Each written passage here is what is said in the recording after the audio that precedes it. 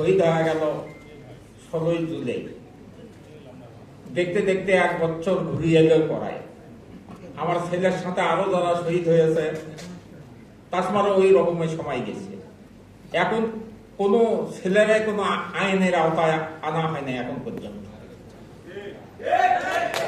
আমি দাবি জানাই সরকারের কাছে, এটা যেন আইনের আওতায় আনে কঠিনভাবে তাদের বিচার করা হয়।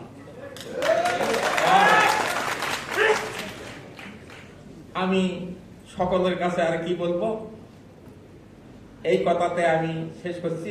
সবাই সুস্থ থাকো, ভালো থাকো।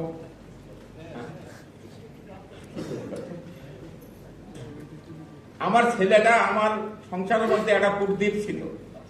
আমার বাড়ি ঘর যারা দেখছে তারা কবিতে এই কৃষকের ছেলে ভার্সিটিতে যেতে পারে, কিন্তু ছেলেটা মেধাবী ছিল।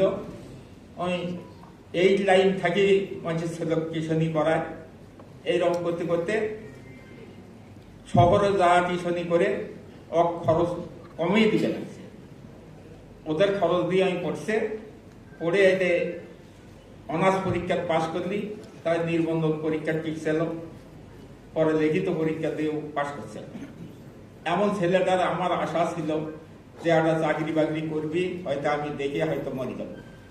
সেই আশাটা আমার আর বুঝল না। ছেলে দুনিয়ার থেকে বিদায় হয়ে গেল। সকলে দোয়া করবেন ছেলে যেন জান্নাতবাসী হয়। আমার ছেলের সাথে আরো যারা শহীদ হয়েছে তাদের জন্য দোয়া করবেন, সকলেই যেন জান্নাতবাসী হয়। আল্লাহ যেন শান্তি দান। আল্লাহ হাফেজ।